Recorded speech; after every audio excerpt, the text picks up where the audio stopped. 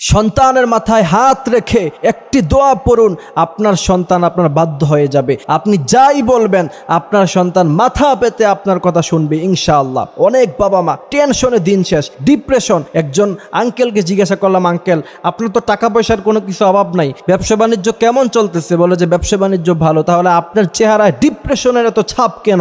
তিনি আমাকে বলছেন, হুজুর কি করব, জীবনে অনেক কিছু কামিয়েছি কিন্তু এক জায়গায় নিজেকে ব্যর্থ প্রমাণ করতে হয়েছে, সেই জায়গাটি হলো আমার সন্তান আমার কথা শোনে না। এই টেনশন আমাদের মধ্যে আছে না নাই? সন্তান কথা শোনে না, কি করব?